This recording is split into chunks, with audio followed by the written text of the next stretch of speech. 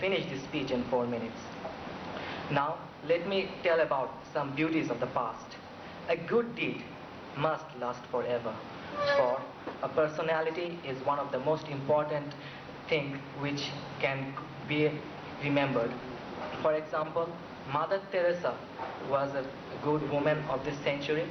She passed her life for humanity, and her good deeds will be remembered forever, never to be forgotten. So we must say a good deed of beauty shall last forever, and the joys of the people she caused will last forever. A good book may last forever also, for we know Shakespeare lived about 500 years ago. The books he wrote have given the joys to the people of his time, and after his time also, these books have given enjoyment for the people for centuries to come, and they will last forever. So we must say a thing of beauty in the remarkable books should last forever. Kazi Nazrul Islam, Rabindranath Tagore may also be mentioned in this aspect. A good art, it may seem different to various peoples, but the art which have won the heart of millions in the past shall also remain in the future, never to be forgotten. We know that the German destroyed many pieces of art. Maybe they did not understand it. I've said before that maybe it doesn't seem different to various people, but still the art that has remained have given enjoyment to the people and will continue so all their life. A good personality, for example, Haji Mahmud Mohsin, he dedicated his life for the people, and his deeds are still remembered in society. Now, a good Thinking on the topic, what would I would do if I won a lottery? Now, there are many dreams that people cherish. Some are possible, some are not. Among some of these impossible dreams, or very close to impossible dreams, there are dreams of winning lotteries worth 1 lakh taka, 1 crore taka, etc. Now, suppose I were to win a lottery. The first thing I would do if I were a wise man, and I hope I'm a wise man, is probably to invest all the money in a bank and let it stay there. Then later I would reinvest it wisely, stocks and bonds, real estate, etc. But not to say that I would not take the advice of my elders and invest it wisely. And our country is a poor one, it must be said so. And since it is poor, there are many people living below the poverty line, impoverished people who need help in many corners of their lives. My duty would be to help these people by setting up charity funds or a medical hospital or a hospital or some kind of institution that would help them in their dreary and bleak lives. The first thing I would do is probably to establish a community hospital that would enable them to get free treatment. It would probably have very good treatment for them, world-class medicines, good doctors, established and professional people who would be able to help them for free. And it would charge people, that is the rich people, the rich and affluent ones, only taking fees from them. Now, later on, I would probably plan to create a medical college next to the medical hospital which would educate poor people for free, without any cost. And other than that, in our country, many people are suffering from lack of basic rights. They do not have enough clothes, they do not have places to live, they do not have proper medical treatment, they do not get 3 meals a day. I would try to somehow improve their lives, somehow improve the quality of their lives. As a statistic, 56% of the people in the country of Bangladesh live below the poverty line. It would be my duty to somehow improve the quality of their lives, somehow taking them out of poverty, getting them jobs, making them employed. Now, for one thing, it would be easy to establish a small shelter where they could stay and rest and find employment. Something like a rest house, if you will. Then another duty would be to establish a charity with like-minded people who would also be interested in helping out poor people. These like-minded people, like myself, would be able to provide charity to the poor people, give them help, and somehow get them established in our present society. As we know, in our present society, the poor people are not looked on with very good eyes. They are the subjects of pity and scorn. It would be good to remove them from this place and establish them as people and working members of our society. Another thing is that even though it is an impossible dream, the impossible can be made possible. If you, now this one depends on lady luck. If luck favors us, we have it. If she does not, we do not. So winning a lottery, it would be a very unusual incident in my life. If I could, I would be very lucky. I would consider myself so. If I would not, well, it's up to fate. Now, as I was saying, establishing charities and other things, it would be very good for the poor people. But later on, I would also have to turn to myself, turn to think of other things related closely to myself, invest the money in something that would bring more profits for myself, etc. Other than that, well, what can I say? A dream is a dream. Thank you all. Uncomfortable days that I have seen, it seems to be simple as a prayer and easy as a smile. Mr. President, distinguished panel of judges, and to this August House. Today my luck favors with the topic that if I were a seed. Though it's not a frequent topic, but I think like my luck favors today with this topic. It's an uncommon thing, and I'm very much happy with the topic. At first, I like to say, what is a sea? A sea is a bounty of water, a vast expanse of water.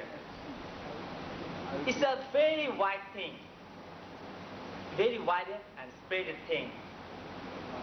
It's the emblem of the spreadness of earth. The sea reflects the light of sky, so it looks blue. And the sea is just widened and spread as like the sky. And I have some thoughts if I were a sea. What are those? At first, to help the clarity, I like to say, if I were a sea, I would be scared and so much little for Bangladesh that Bangladesh could cover its overpopulation, avoiding some sea and making some surface for this country. Because it's our very big problem and can be determined as the first problem or number one problem. But in this Inter-Cadet College English extempore speech competition, my luck favors me to speak if I were alone on an island. Well, it's a pretty tough subject for me, and when I was coming here, my heart was beating like the drumbeat of Fandi. So if the situation occurs that I have to be in an island alone, then I have to join the Navy or the Marine first. And if I can join the Navy or the Marine, then there's circumstances, suppose I am sleeping in a ship and all my companions died and my ship hang on an island. And as my imagination, I can imagine the island which I am going to stay, fully naturally built up, and it's green, and I have sweet water, mineral water, and no scarcity of water and food. The birds will be in that island, the birds had never seen human before. So it's thinking that I am a new creature like it, and I'm catching the bird and it's not giving me anything to stop with, which usual bird in our urban life is giving. So it will be no problem for fooding and drinking water for me.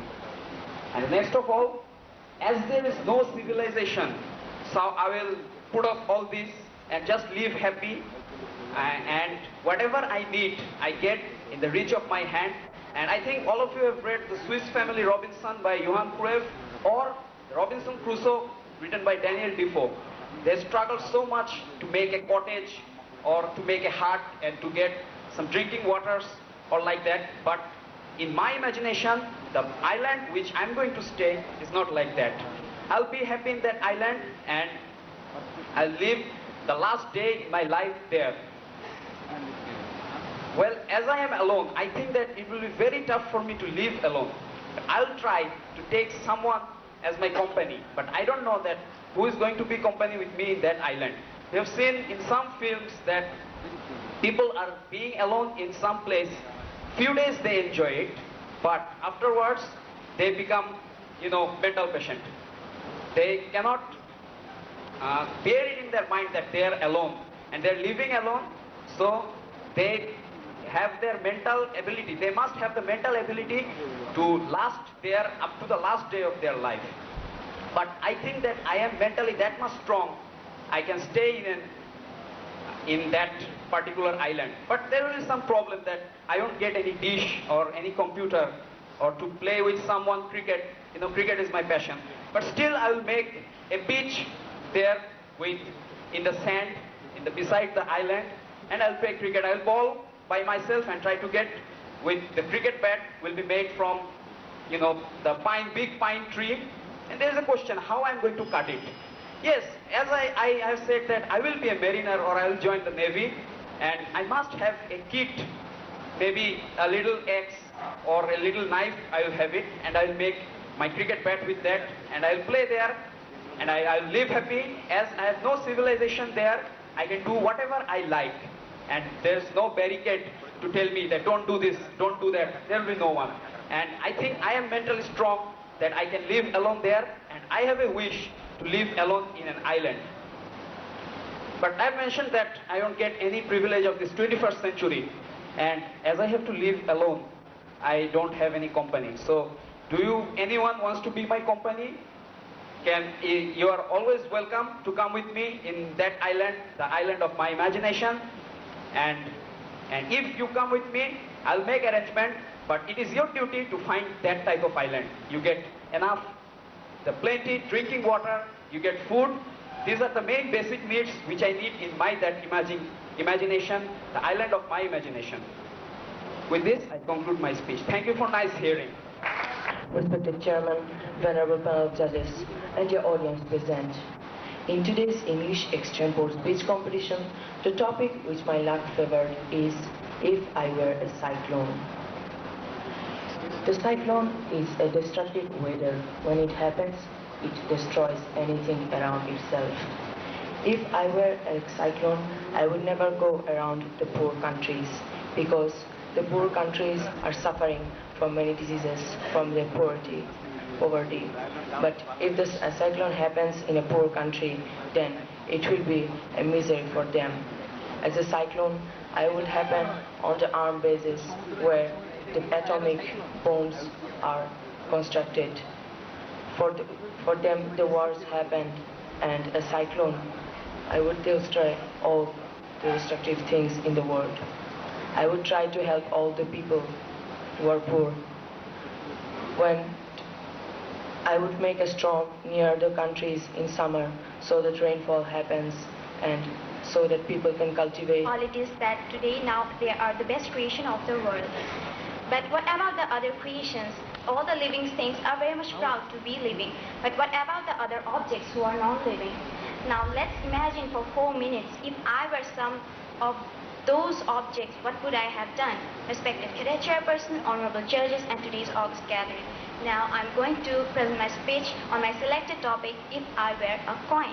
A coin, such a silly thing, what a tiny thing.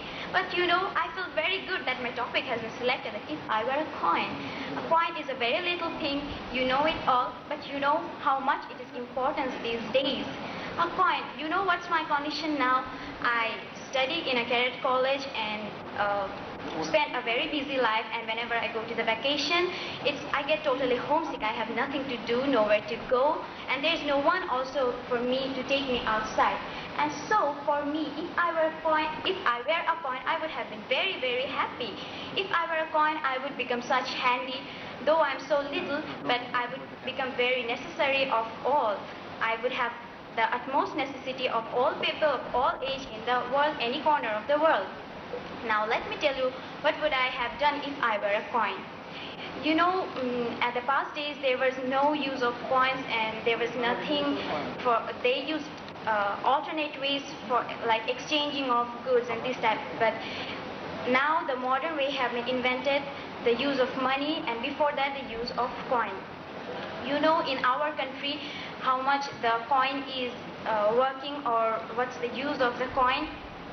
A coin is such a thing which, you know, which is less than money, and that's why the people who are in a good condition, they never look the coin in such way. They just think about money, those big notes, the 500 and 1,000 takas and that type of money. And that's why a coin is such neglected. But so I would have feel so much sorry that I am such neglected. And in the case of the children beggars, there are a lot of little poor children who just are begging from door to door for only a need of a little coin. So if I were a coin, I would jump to any children whenever they want me. And if there were any elderly person, the bad person, I would never go to them. Again, those people, the shopkeepers, the rickshaw pullers, or this type of people, if they make the misuse of mine or just put me in the drains or in dirty places, I would have been very angry. So I would avoid those types of people. I would prefer those people, I have told before, I have mentioned before, the children. And again, there is another class of people in our society, the smugglers, what do they do of this type of coins or money or this type of objects? They just make the misuse, they just send these things into different places and make the bad use of this. And I would never have been gone to those people if I were a coin. And again, if I were a coin, though it is a very tiny thing, it is of such importance in our society. So if I were a coin, I would choose that type of people which will make the proper use of mine, and I will also can help them, the poor peoples. And if I were a coin, thus I will try to serve for the country or for the people. And that's all my dream about if I were a coin. And though I am very little, I would prefer to be the coin of 25 of this type of, because though the things are tiny, when I were a coin, I will prove them how much important I am for all the people of all the age in anywhere in the place. So at the end, I would like to tell you, for all you to make the proper use of coin, and thus I would like to conclude. Thank you all. Learned panel of judges and the August gathering. A warm day to you all. Today, the topic which my luck has favored is if I were a film director. This is a topic, this is something which I have always dreamt about. Whenever I have seen any Bengali pictures, especially those of the present time, I felt that film directors of the modern age in Bangladesh lag behind in many things, especially in creativity and some other things also. If we look at the present state of films in Bangladesh, we can see that it is impossible for the middle class families to go to the cinema halls to see movies. Especially at present, film directors are more interested in making financial films, such as their films are full of lurid pictures and of violence, etc., etc. Under the green tree, who love to lie with me, and she will find no enemy here. And yes, dear audience, in the moon, I think none of you will find any enemy. And if I were in the moon, then what shall I do? Yes, dear audience and August House, the topic which has been allotted for me today is if I were on the moon. Moon is the majestic sign of imagination to the poet, and it is the dear maternal uncle to the children, and to all of us it is very dear, because I think that from the early age of our human civilization, we take it as a sign of love, as a sign of heaven.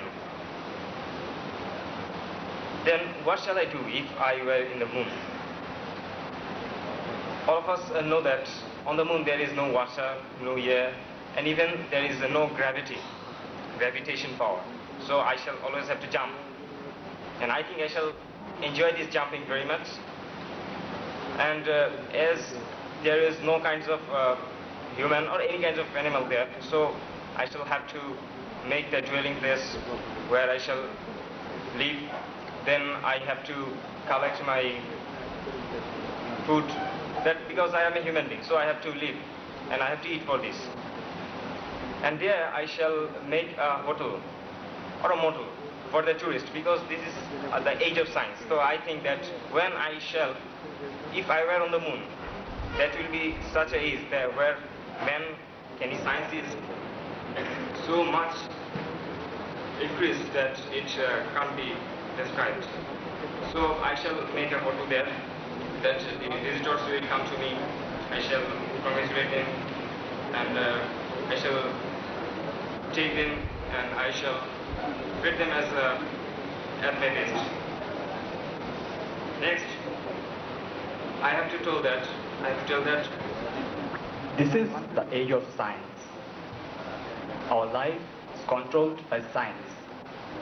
Every section of our life is blessed with the blessings of science. So, where is the use of literature in our life? Respected chairperson and the audience present.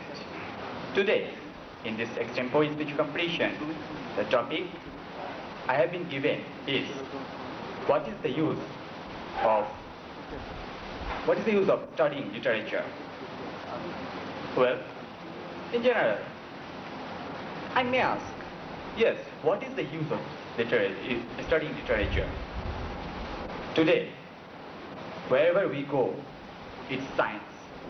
Science is the only thing that we need to be the doctor or the engineer, and now the new mania, computer mania, being a computer engineer, software engineer, is the thing that we want to be, is the thing that we think if we become, we will earn name and fame, we will earn wealth.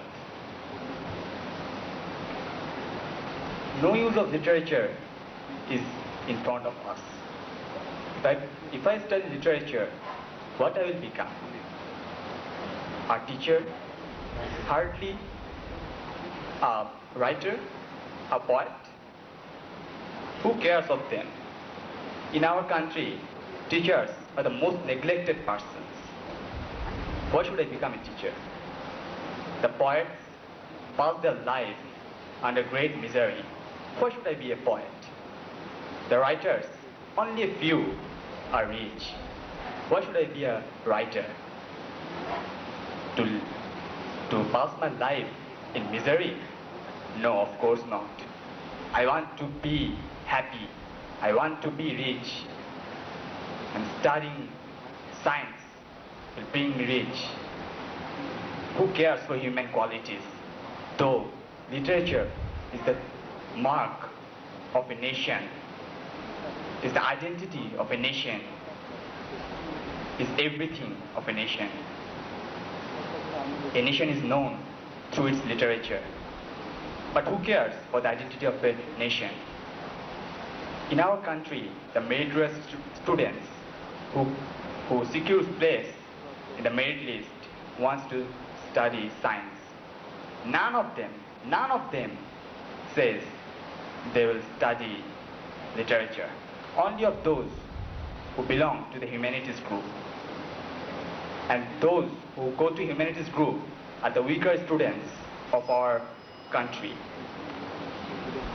But the picture is quite different in the developed countries. It's the opposite picture in those developed countries. There, those who are meritorious usually go to study literature. But our country is something different. This is the fact that now we do not care for human qualities. We care for wealth. Why should be I an exception? I do also want to have name and fame, have wealth. I am no exception. Studying literature will give me nothing. So I don't want to study literature. I want to study science, any part of science. Literature is the most neglected thing in our present life. So I don't want to study literature. Thanks. Thanks to all. Devotion. And nothing is similar in enjoying flying in that space. Honorable Chairman, judicial judges, and my today's august gathering. I am fortunate enough to get the topic that if I could fly like a bird. As you know that if I had the power for flying in the sky, first time I would just fly for 24 hours and 365 days in a year. Then, you know that I can see here that what is happening in the northern portion of our country, what is happening in the Arab, what is happening in the jungle in Africa. So I'll go in the countries where just ice and ice, cold area. That I see that what the penguins are doing, what the teddy bears are doing, what the people are doing there, how they are living their life in that icy cold area. Then I would just suddenly return to that hot, very hot area, the sandy area. And there I will see that what the sandpipers are doing, what the rattlesnakes are doing, how the Arabs are living their life in that hot day. And then you know that I'm a bird, but if I sometimes I think that what is happening after the life? People are become so vicious that they are doing whatever they like. They are mugging, they are hijacking, and sometimes they are teasing the girls. So I think that if I become a crow, I'll just target to the head. I will just stool on their head if I find anyone that hijacking or pickpocketing or doing something odd like this. Next time, but you know, I am not brave. I'm not brave, you know. That's why I will not go to that jungle in Africa. Because you know that I am very much afraid of that pygmies. Because if that target to me with a bow and arrow, and if they hit me on my just chest, you know that I will not be able to lead the rest of my life. And for becoming a bird, just will be in that issue. That's why I will not go to the jungles. Next time, I will make friendship with all the birds in this area, all the birds in the earth, every types of birds, from the little sparrow to eagle, albatross, and I will learn how to fly on the seas from the albatross. But you know that I had a lunch on the last vacation with an eagle, the king eagle, and he made me advise that if you want to fly on the sky, you will have to have much power on your wings, and if you want to catch rats or fishes, you must have a heavy sight to see from the highest from the 3,000 feet above, and you can see that the rats are moving here and there, rabbits are moving in the bushes, and if you want to see the rabbits from the 3,000 feet above high, then you must have a very good eyesight. That's why that eagle gave me advice that you must have this good eyesight.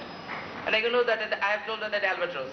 You know that I have played with the albatross when I was a 5 years old kid. The albatross is one of my very good friends. And on the last vacation, he told me that if you want to fly, you must practice with me. I practiced with him, and we had a inter-ocean flying competition, and I became just fast.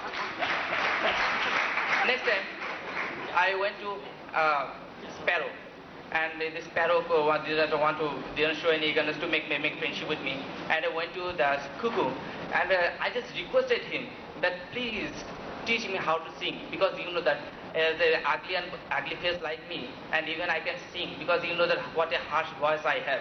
So I requested him, I gave him a handful amount of pizzas, and I even gave him a big packet of nuts. But he's so stupid that he didn't show any eager to teach me how to sing. So that's why, at last, there is no limit of flying, there is no limit of enjoying. So that's why I think all of you should try to know that all of you have the eager to become a bird. So that's why I would always say that birds is one of the most beauteous animals in this whole earth. Thanks to all. It's like visiting my second home. Because I remember how I started my teaching career in Mirzapur Cadet College, then Mominshah Cadet College in October 1974. Since then, whenever I had a chance to be united with my ex-colleagues or students, I always take it a great pleasure. For example, when this time they invited me, actually, you know, I had a very important class this morning. I had 2 classes, in fact, but I postponed them. They also requested me for tomorrow, but unfortunately I cannot, because tomorrow I have got 2 classes, an exam, and in the evening you will see me on BTV. So I cannot miss that day. I'm delighted to be here because last time I promised to come, but I couldn't. Again, because of another professional responsibility. Suddenly, I was to look after an exam on that particular day, so I had to cancel it. About the competition, I must say that when the standard of English has gone down lamentably in the country, it is really interesting to note how the young cadets present their ideas more or less intolerable good English. I can tell you that every year in the Department of English, we choose about 130 students out of about 60 or 70,000 students of the country. And in the first year honors class, when you talk to them, almost half of them look at us helplessly because they fail to understand us. And if you ask them to talk, they can hardly talk. So if that is the condition of English, compared to that, I think I should congratulate my cadets. About the topics, as you noted, we tried to make you imaginative. And that's why most of the topics were like that. And let me start with one of the topics the speaker here tried to speak. And let me tell you one thing, the presenters should speak out the exact topic, because the topic was not what should I get if I study literature. No, that was not the topic. The topic was studying literature is useless. So they should have told the exact topic here. Now, and he spoke in favor of science. He said that, well, studying literature doesn't give anything in life. But let me tell you one thing.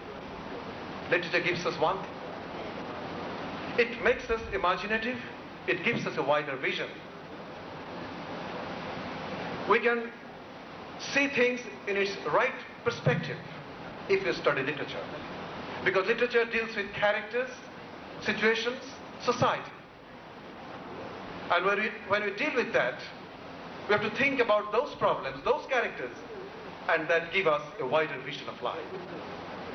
Incidentally, one thing, as I was sitting there, I looked at those writings over, and there is a coincidence, but unfortunately no cadet took that up. Was there a poem, English poem? I think it is over there. What is that? Could someone read it for me, because I can't see from here, the third one. It was one of the topics here. Just a coincidence. Yes, our sweetest songs are those that tell of saddest thoughts. That was one of the topics here. Unfortunately, nobody picked it up.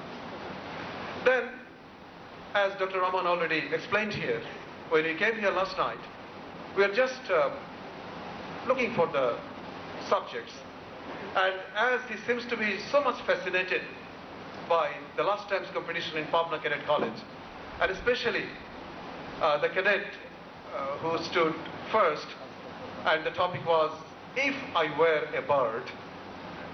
It was he who suggested to me that this time we should give, if I could fly like a bird. And that was here, and someone spoke on that. In extempore speech, topic doesn't really matter.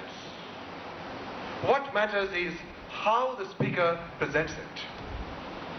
Because this time also we found the topic, if I were a coin, rather a dull, uninteresting topic. And I believe the judges, they're preparing the results, so my comments doesn't influence them. I must tell that the subject became really lively when he heard how the speaker tried to present what would happen to her if she really were a coin.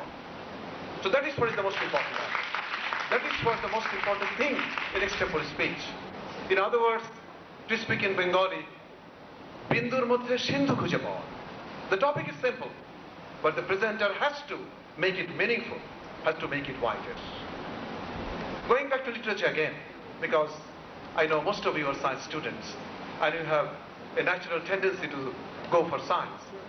What is the basic difference between science and literature? Let me start with an example. And I know in cadet colleges, there are beautiful gardens. Suppose we look to the window and we find a wonderful garden. And the beholder asks a student who is a science student, looking at a beautiful flower, well, what's that? The student will look at it for some time and then respond, well, I must pluck it, put it on a microscope, and then tell you what is it. This is the approach of science.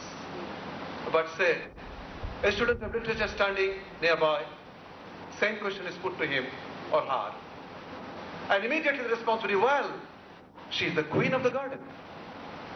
In the second response, that she is the queen of the garden, that flower is the queen of the garden, it comes spontaneously.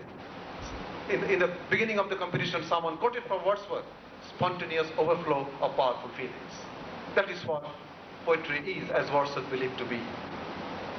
So literature deals with feelings, passions, imagination, whereas science deals with observation, experiment, and analysis. Both are important for life, both are necessary, but I say this because I had the feeling as I listened to you that you tend to ignore the aspect of feeling, emotion, and passion.